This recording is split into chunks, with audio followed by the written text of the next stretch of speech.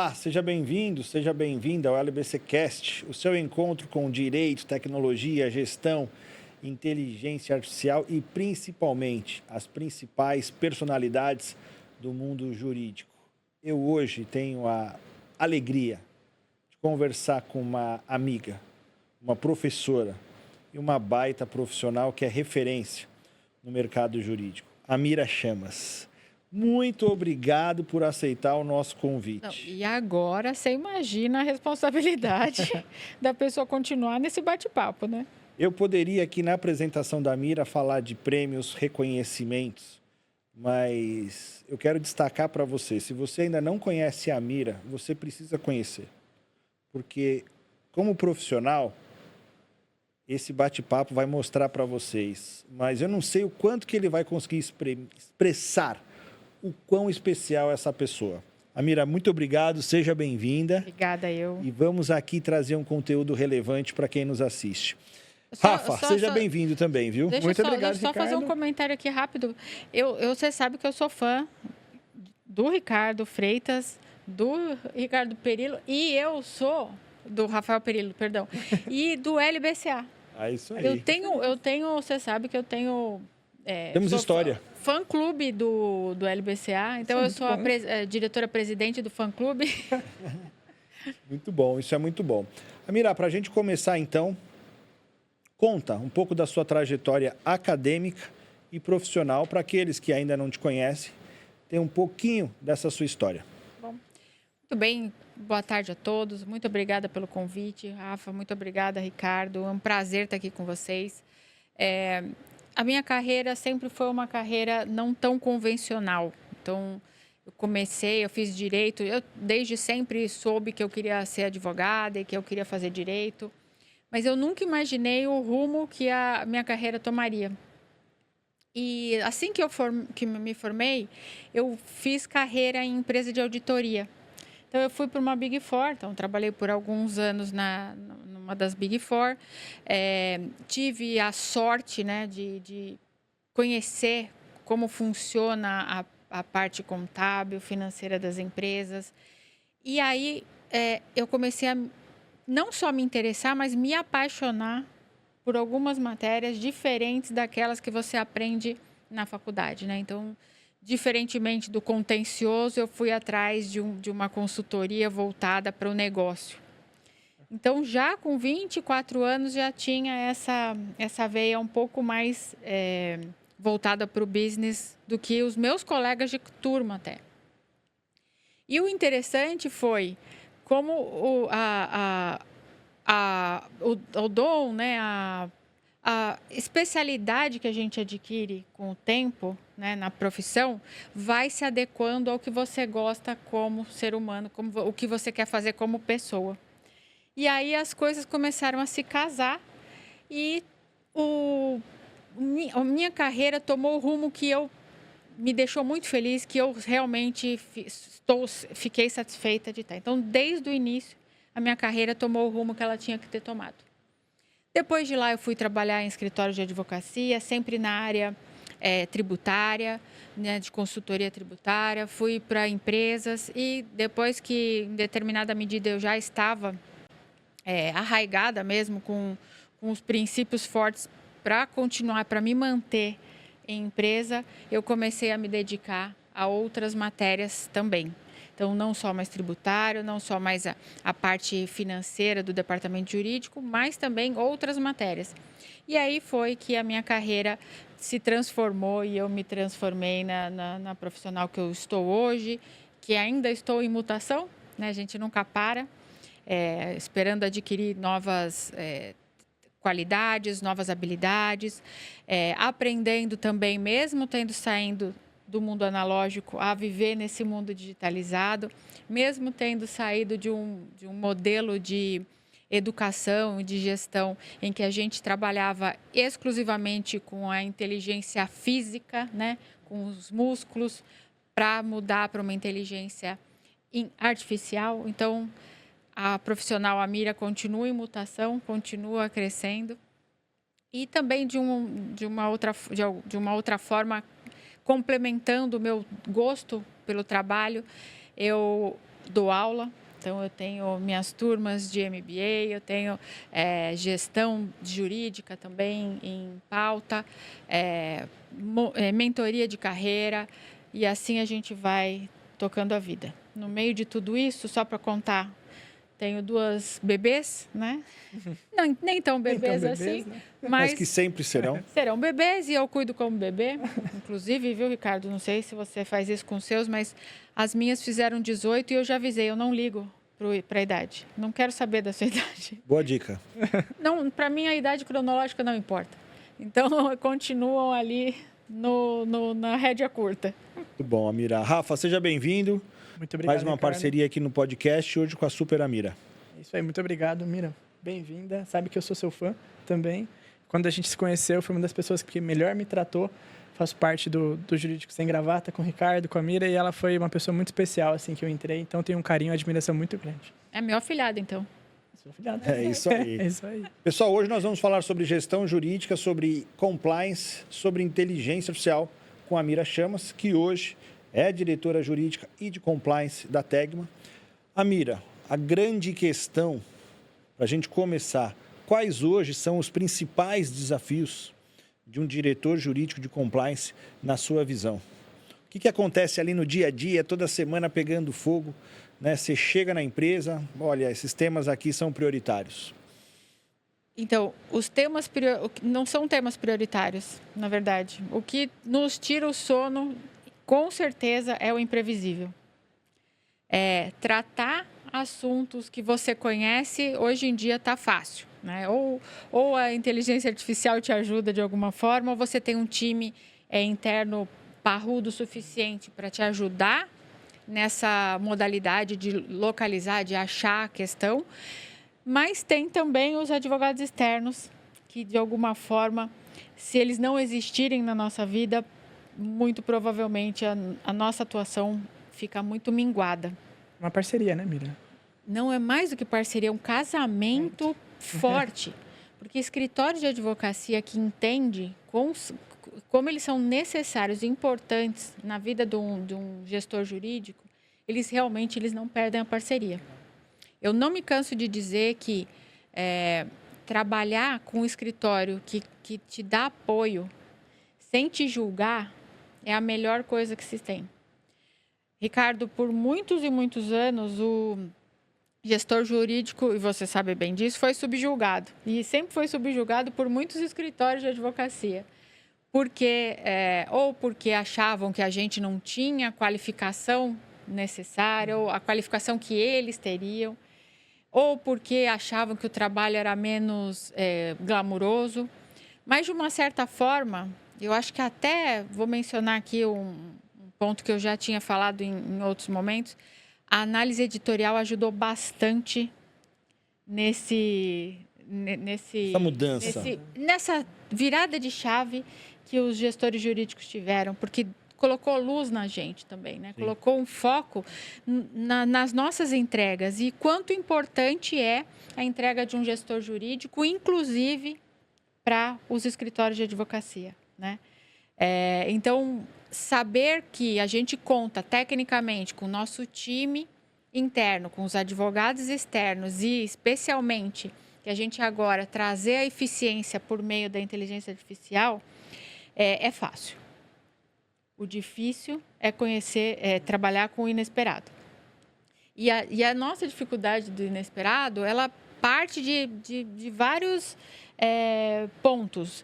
O primeiro, o gestor jurídico, ele precisa estar o tempo inteiro mapeando, né? Ele precisa estar o tempo inteiro com câmeras ligadas na operação, no administrativo, nas ruas, né? Nos fornecedores. O diretor jurídico, que ali ainda o compliance, mais ainda. Então, quando você vê tudo isso acontecendo, com certeza me tira o sono o medo do desconhecido, né? O desconhecido te traz uma vulnerabilidade muito grande. A gente, obviamente, tenta se armar da melhor forma possível para evitar sustos, né? Mas a operação é viva. Eu digo que se você não quer ter imprevisibilidade, basta não acordar. Fica em casa, deita quietinho lá e só não levanta. E você trabalha com pessoas, né? E pessoas são imprevisíveis e tudo, né? Pessoas são imprevisíveis. Só vou te acrescentar mais uma atividade que eu absorvi agora, que é a privacidade de dados. Então, ainda agora, mais essa tarefa que, aliado ao dia a dia, né, de uma empresa que roda muita informação, ainda assim pode trazer ainda mais responsabilidade.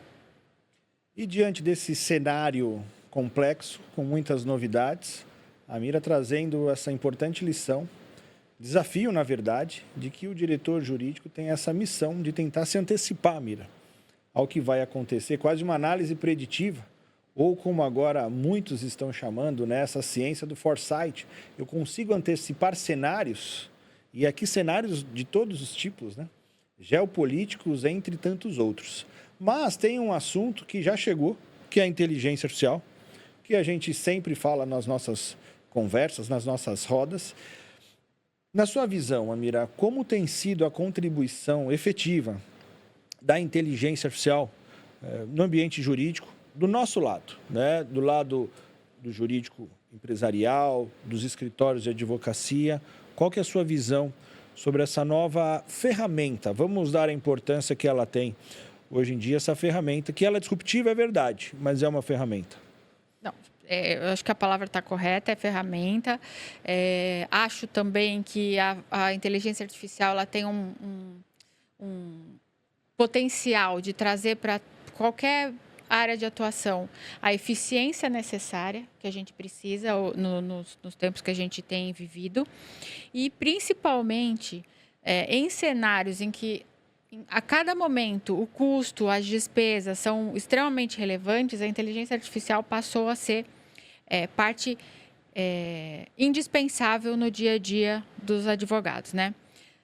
Nunca foi segredo para ninguém que os departamentos jurídicos sempre foram vistos como custo, né? Sempre. Mas hoje a gente tem a oportunidade de ser um custo com valor. Então, a gente é realmente custo e não vamos deixar de ser, assim como outras áreas de back-office dentro das organizações são. E eu não tenho problema com isso. Eu só acho que todos os gestores jurídicos têm o dever de transformar a imagem do advogado em uma imagem de valor. E esse valor a gente vai cavando, vai buscando, vai plantando nos outros departamentos para que eles consigam enxergar isso. A inteligência artificial pode nos ajudar com isso, seja com prazo, a aceleração das informações, facilidade de buscar dados, né? E principalmente facilidade de trabalhar os dados que a gente tem. Hoje a gente tem muito dado. Por exemplo, vou dar um exemplo aqui da própria casa. O Summit que a gente teve do LBCA no ano passado, final do ano passado, que eu tive a sorte de ouvir e ver tanta coisa importante e boa, de conteúdo bom. Você vê a facilidade com que vocês desenvolvem produtos para nos ajudar lá no dia a dia a transformar o meu trabalho num trabalho mais ágil, mais fácil e de valor. E eu, com esse trabalho de valor, consigo levar para dentro da minha organização uma imagem diferente, né? Então, olha que diferença que é a inteligência artificial. E dá para a gente desdobrar a inteligência artificial aqui para dizer que faz uma coisa, faz outra, mas ela faz tudo, desde que eu saiba usar. E esse tudo é de responsabilidade hoje, por exemplo, minha, garantir que esse tudo seja um tudo dentro das regras que a gente deve seguir, né? Mas, de fato, Ricardo, hoje a área de compliance, a área jurídica e a área de proteção de dados, né, de privacidade de dados, ela não tem como sobreviver sem uma base minimamente, tá?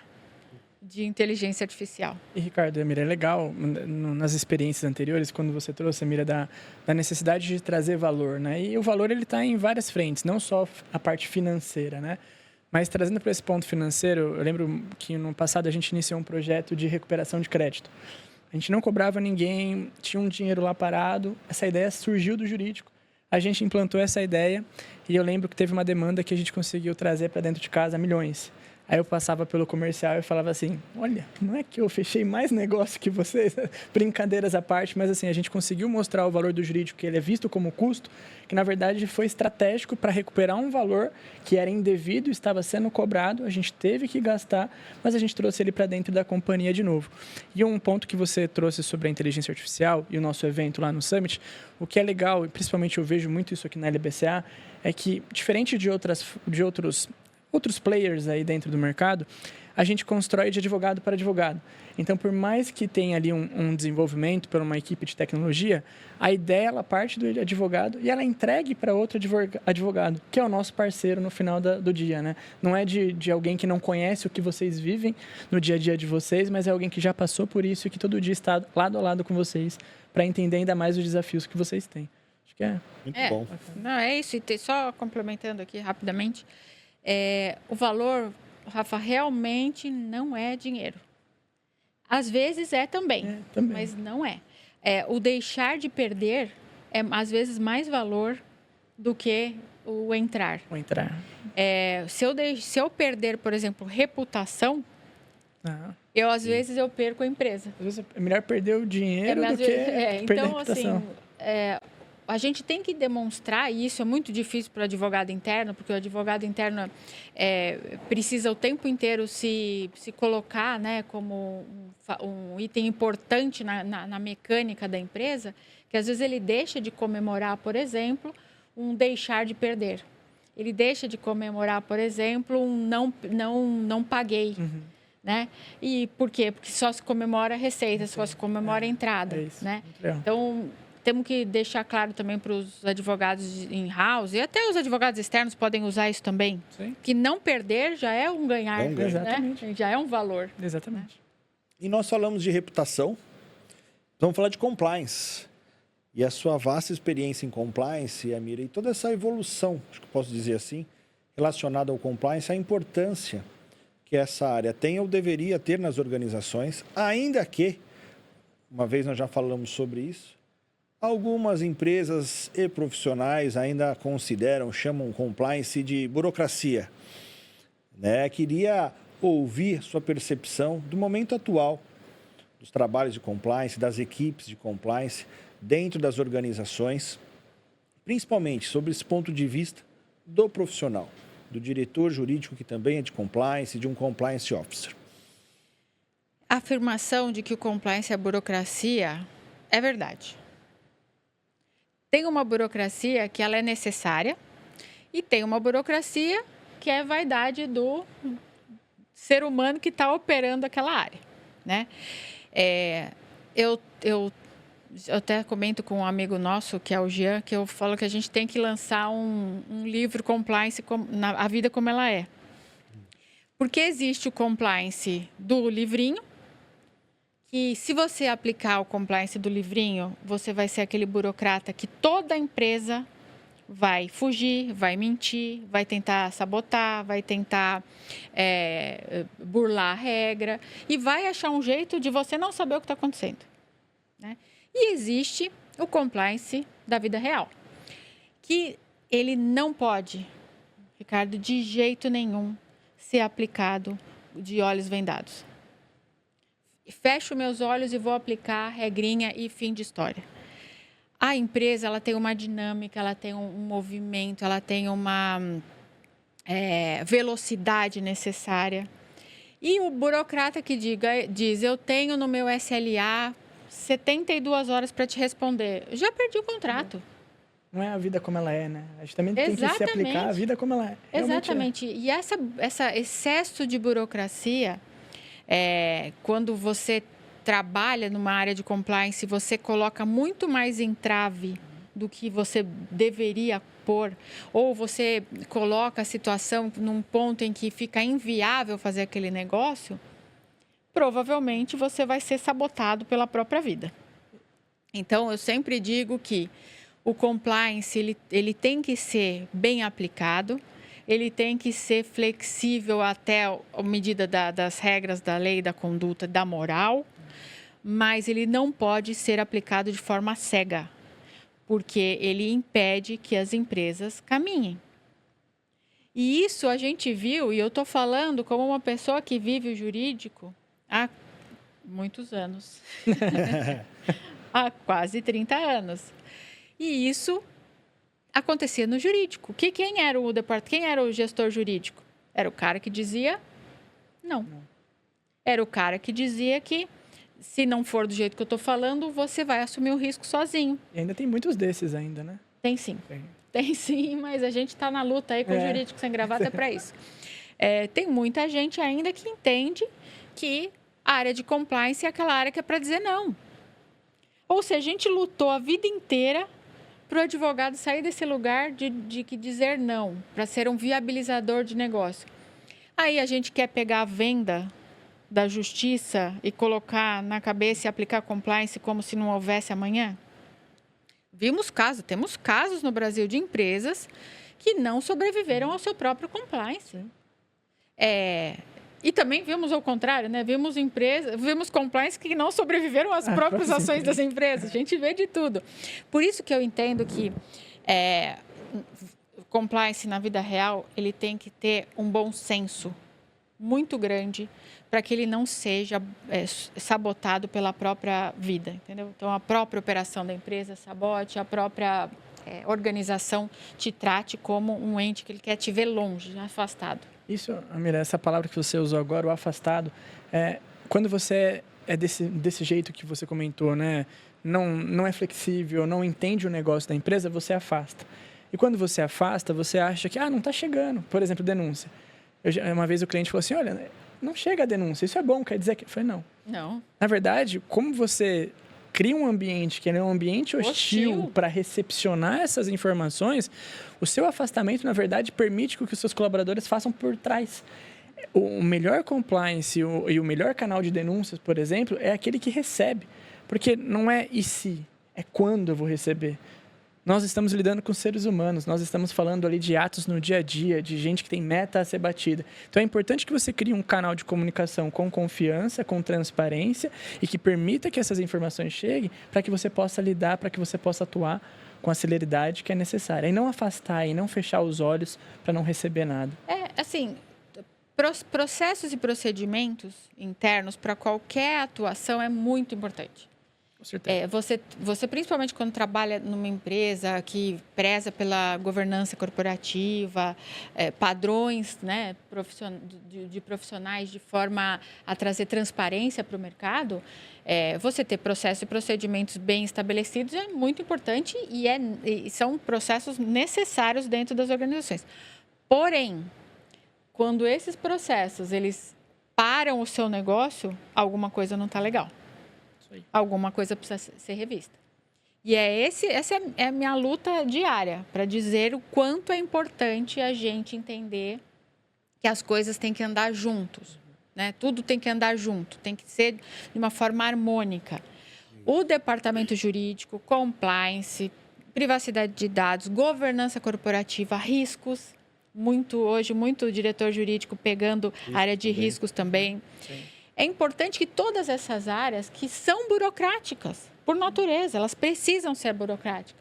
Elas tenham essa flexibilidade de andar em parceria com a operação, sob o risco da gente parar uma operação.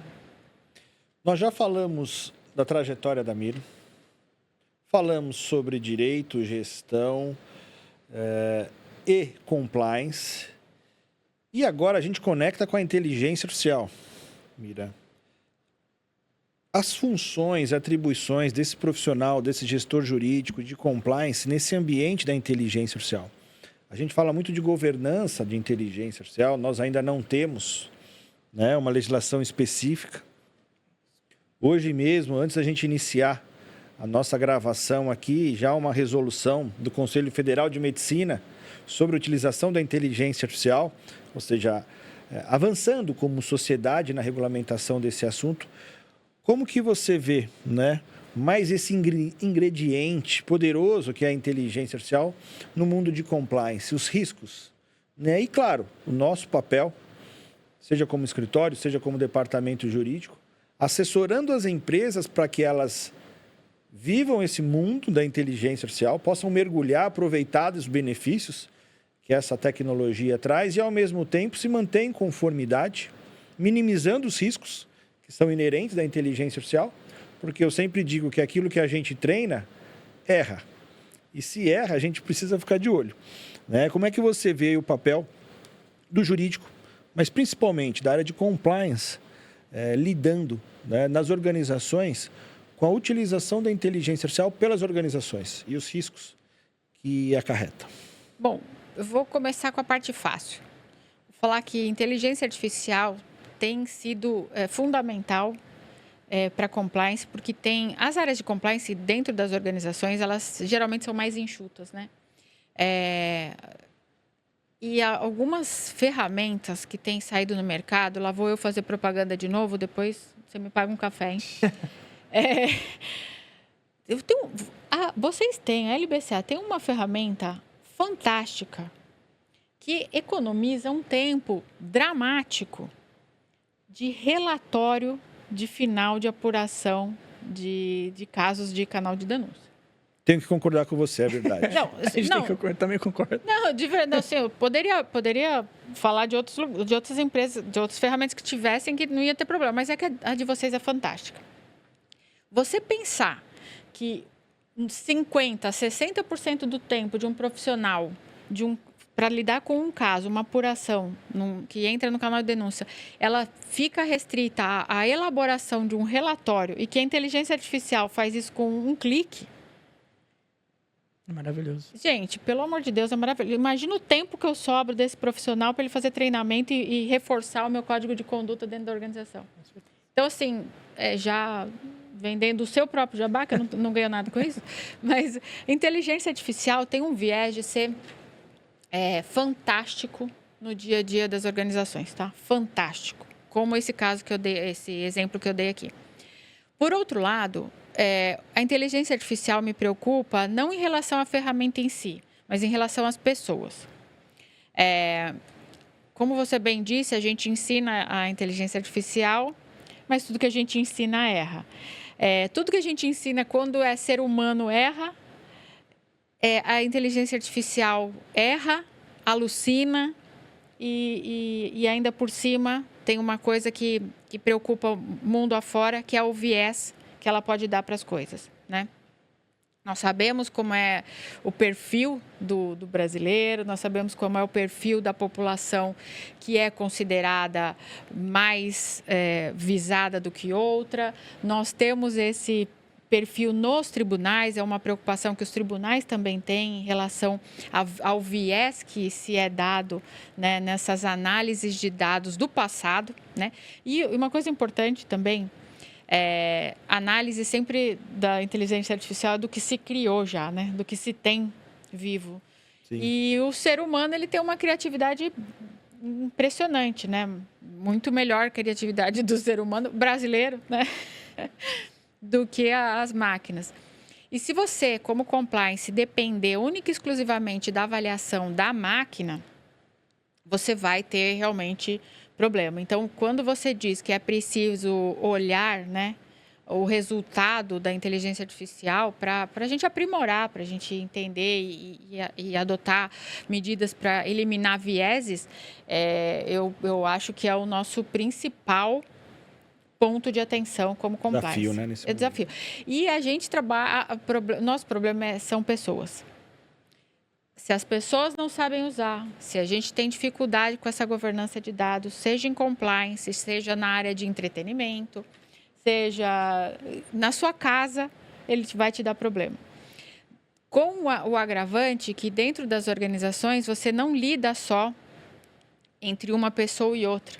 Você lida com uma organização, um CNPJ e o mundo para fora.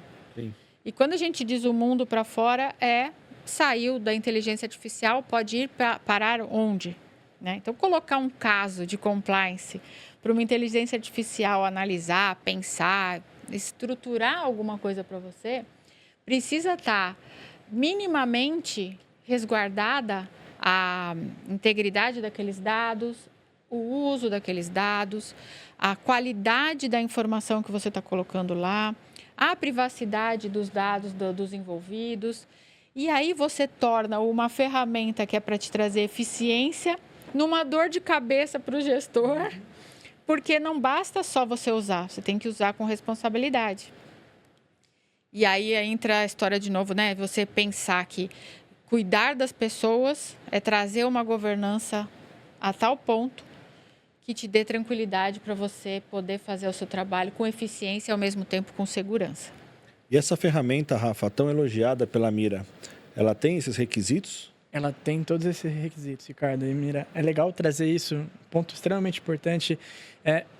Quando nós trouxemos essa ideia, quando essa ideia ela foi concebida aqui dentro da LBCA, um dos principais pontos eu preciso ter um canal, porque essa ferramenta ela foi até subdividida, né? Eu posso ter um canal com todo esse pormenor, né? É verdade, com todo esse trabalho de investigação, emissão do relatório, recebimento da denúncia, ou eu posso, se eu já tenho um canal próprio, utilizar só a parte de adaptar a denúncia e a toda a investigação com a utilização da inteligência artificial. E o ponto principal foi, eu preciso ter um canal do ponto de vista de segurança, a segurança mais robusta possível, porque eu envolvo dados pessoais, eu envolvo casos extremamente sensíveis, porque são denúncias, às vezes, de assédio, às vezes de corrupção. Então, eu preciso ter esse controle e eu preciso ainda passar para o meu público externo e interno a credibilidade do meu canal. Exato. Imagina eu tenho um vazamento, um incidente de segurança dentro de um canal de denúncia de uma grande, média, pequena empresa. Olha como eu posso prejudicar toda a gama, toda a cadeia envolvida dentro desse trabalho. Então, a nossa ferramenta ela foi desenvolvida para trazer essa eficiência para o time de compliance e não só isso, trazer a segurança para o time de compliance, para o gestor e para o dono daquela empresa, que todo o seu canal, enfim, todo o seu trabalho está sendo feito da forma mais segura possível. E um ponto que é importante colocar, essa dor ela surgiu realmente da nossa vivência e da nossa experiência com esses casos, né? Então, hoje a gente trabalha com alguns clientes na frente de investigação. E a gente sabe que é trabalhoso você fazer as anotações, você compilar todo esse material, revisitar esse material e montar o relatório final. Então, com essa ferramenta, a gente consegue construir tudo dentro da própria ferramenta, passar um prompt adequado, que hoje ele é utilizado pelos compliance officers, então pelos times de compliance, e o relatório ele vai vir sinalizando e identificando todo o passo a passo da investigação. E o time de compliance pode validar, alterar. Então, é muito legal, Ricardo e Mira. Fantástico. Bom, se a gente estivesse agora ao vivo, eu tenho certeza que chegaria uma seguinte pergunta. Tudo isso é muito bacana, governança, jurídico, compliance, mas tem gente que pode pensar que isso está limitado às grandes organizações. A Mira, de fato, passou por multinacionais, né, principais players do mercado, empresas muito grandes. Mira, o que a gente está dizendo também se aplica, na sua visão, às médias e pequenas empresas, seja o compliance, seja a inteligência artificial, como que você vê, né, esse nosso mundo, quando nós replicamos ele em organizações de porte menor? Olha, Ricardo, de forma bem objetiva, toda e qualquer organização precisa pensar de forma estruturada nessas 3 áreas. O jurídico, seja ele para uma pequena empresa de pequeno ou médio porte, geralmente ele não comporta um jurídico interno, mas ele precisa contar com o escritório de advocacia que o suporte. E o escritório de advocacia que couber no bolso. Hoje a gente tem escritórios extremamente bons, qualificados, para todos os bolsos e condições. A mesma coisa a pequena empresa. A única coisa é que pensar que a inteligência artificial ela já está no dia a dia de todas as pessoas. E o pequeno e médio empresário ele tem que entender que a inteligência artificial, para eles, entra via celular dos seus colaboradores.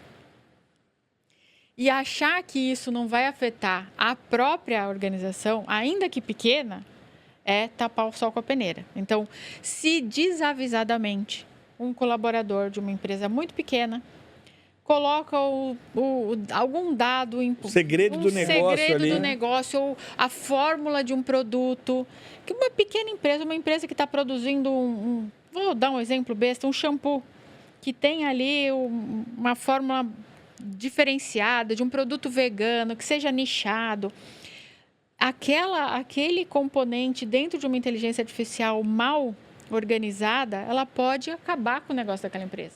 Então, o pequeno também precisa se preocupar com a governança, obviamente, guardadas as devidas proporções de tamanho, investimento, tudo. Não estou querendo ser utópica aqui, mas precisa se preocupar com o tema. A inteligência artificial está em todos os lugares, ainda que a pessoa não tenha implantado dentro da empresa. Porque ela está na mão da pessoa, está na mão, no celular da pessoa. Então, está acessível a qualquer um. Seja por voz, por teclado.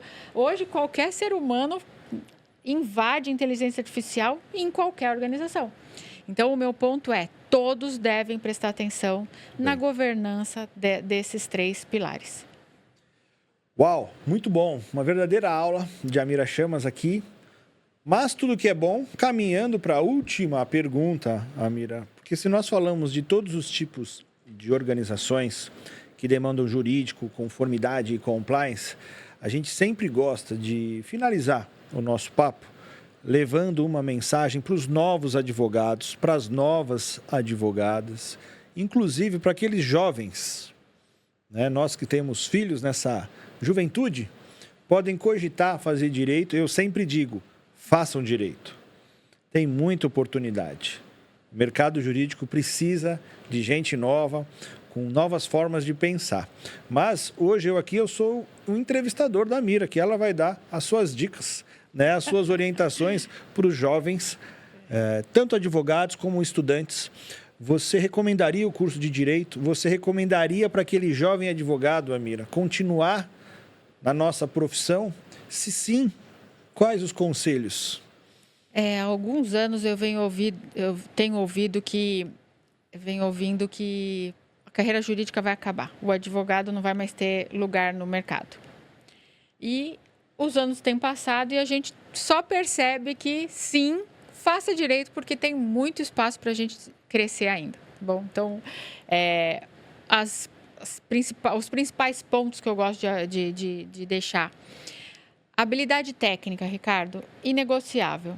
Estude, tenha uma especialização, tenha uma área em que você se identifique, que você trate como uma área que faz sentido para você atuar, assim como eu comentei no começo da carreira, que eu aliei, né, essa parte contábil com a parte jurídica e que me deixa muito feliz. Eu sinto um prazer danado de fazer isso.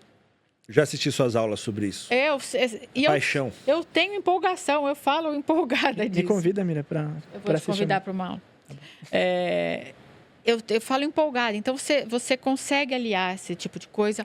O direito é uma disciplina que você consegue atuar em diversos segmentos, diversas áreas, de diversas formas. Não somente como eles te mostram na academia, né? Não somente para concurso público ou escritório de advocacia.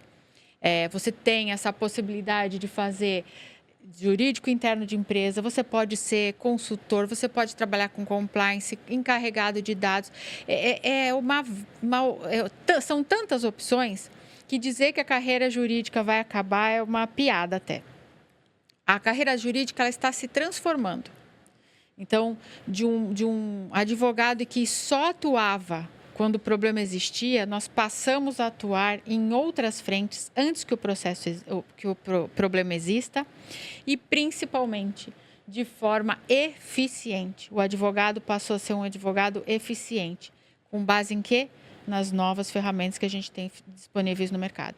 Então, se eu pudesse dar um conselho, estudem. A parte técnica é uma parte que é inegociável para todo advogado, mas por um outro lado, saibam que outras habilidades vão ser cobradas de você. E quem vai se destacar no mercado é quem mais se aprofundar nessas outras habilidades. Muito bom, Amira. Muito bom. Rafa, sua mensagem final? Eu vou seguir na linha da Mira e também colocar que se relacionar. Acho que se relacionar é um ponto que não falam pra gente na faculdade. Então, participar de eventos, conversar com pessoas, se conectar, atualizar seu LinkedIn para sempre estar ali mostrando o que você faz, como você faz e manter essa relação. Porque o que move hoje a gente são as relações. Conexões. Então, conexões. Ninguém faz nada sozinho, ninguém faz nada... Por mais que você consiga operacionalizar a sua atividade lá da sua casa, mas essa interação, voltar para casa, saber que a gente tem amigos, que a gente tem colegas. Dá tempo de eu fazer uma complementação? Lógico. É muito rápido, mas é que ele falou uma coisa muito importante, conexões. Mira, com você. Não, é porque você falou uma coisa muito importante e me deu um estralo aqui que eu não falei. Olha só, as gerações mais novas foram criadas num ambiente muito solitário e principalmente de pandemia. E eu estou falando isso até pelas minhas próprias filhas. E, Rafa, você falou uma coisa muito importante. Ninguém faz nada sozinho. Nada. E esses anos de pandemia trouxeram para essa geração um si-mesmismo ali, né, um complexozinho de ostra, que eu e meu computador a gente se resolve. E isso que o Rafa falou é tão relevante e que bom que você lembrou, tinha me passado. As gerações, elas precisam entender que a conexão com o outro, mesmo que não sejam todos os dias da semana, porque ninguém mais quer trabalhar todos os dias da semana próximo um do outro, e tudo bem, é isso mesmo, é tão importante quanto a parte técnica, a parte comportamental. Então, eu peço até desculpa de ter atrapalhado a dinâmica do encerramento. Tá desculpado, Rafa? Tá desculpado? Totalmente desculpado. Mas eu achei importante colocar isso, porque essa geração pandêmica aí provavelmente vai precisar um esforço adicional para se conectar do que a gente teve, né? Com certeza, Mira. Obrigado, Amira Chamas. Obrigado, Rafa Perillo. Obrigada. Esse é o seu LBCcast, seu encontro com direito, gestão, tecnologia, inteligência artificial e as principais personalidades jurídicas do mercado. Meu nome é Ricardo Freitas. Esse episódio, como você sabe, foi realizado pela LBCA. Eu te espero no nosso próximo encontro. Um abraço e até mais.